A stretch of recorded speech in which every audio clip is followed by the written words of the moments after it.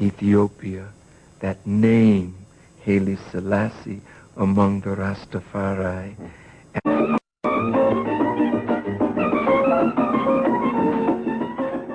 Black consciousness had dawned in Jazz Age Harlem, and Africa fermented in the exiles' hearts. Many supported a black activist called Marcus Garvey, and when he demanded Africa for the Africans and repatriation to the homeland, they saw Ethiopia as a special symbol of the whole continent. Until now, it alone had not been seized by white Europeans.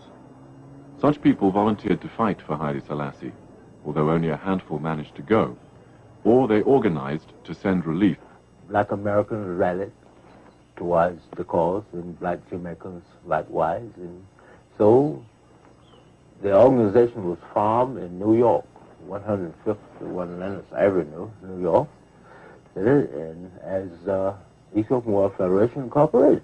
Those people gathered up money, medicine, clothes, and what have you, and sent into Haile Selassie. Ses relations avec le Congrès étaient plutôt tièdes.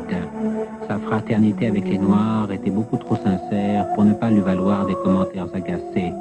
Et si les sénateurs démocrates le voyaient comme un despote, ils les soupçonnaient d'être racistes. Or, lorsqu'il se rendait aux Nations Unies, rien n'aurait pu le détourner d'une de ses visites à Harlem, où il était accueilli comme le personnage qu'il pensait être, avec l'émotion affectueuse et familière que des fils d'Afrique portent à un père enfin retrouvé.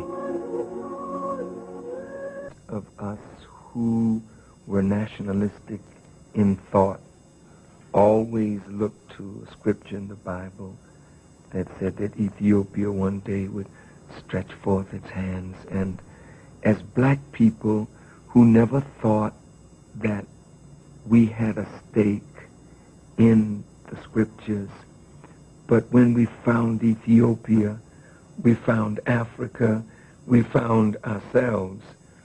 So there's a special magic that Ethiopia has. Maybe I'm not using the right word, but it's mystical, it's magical. For black people, Ethiopia, that name, Haile Selassie, among the Rastafari, and among those of us who never saw a black monarch. We saw King George, we saw Queen Elizabeth, we saw all of the white kings and queens, but Haile Selassie gave us somebody that we could look to say, well, some of us were kings.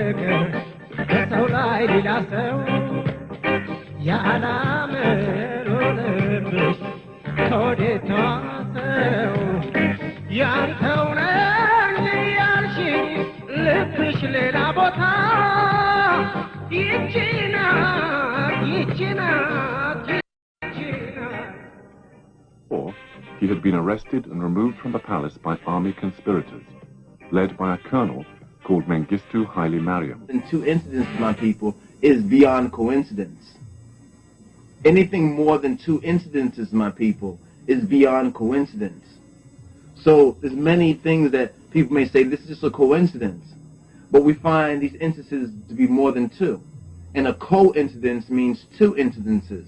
So we find that when we find these instances that are more than two, these are fulfillment of biblical prophecy, especially when we see that these things are in the order as they're written in the scriptures. So the investitures first. And that's fulfilled by Daniel 7 and 13 and 14, Revelation 5, 6 to 10. Now, the second is the vexing of Psalm 2. Psalm 2 and 5 speaks about the vexing. And it's fully described in Matthew 24, chapter 24, Matthew chapter 24, verse 21 and 22, Revelation 6, verse 18. And the third of these events in the historical order will be the return of Yesolij in glory to deliver the smiting blow. The smiting blow of Babylon, which is spoken about in Daniel 2 and 45, also Daniel 7, 9 to 11, and Revelation 19, 11 to 21. Now the fourth is the judgment of the nations, the judgment of the heathen, the judgment of the Gentiles, and the setting up of the kingdom in Daniel 7 and 10, 26 and 27, Matthew 25, verses 31 to 46, Revelation 20, verses 1 to 6. So we have... was a racist. The ET Washington correspondent Andre Showell reports. What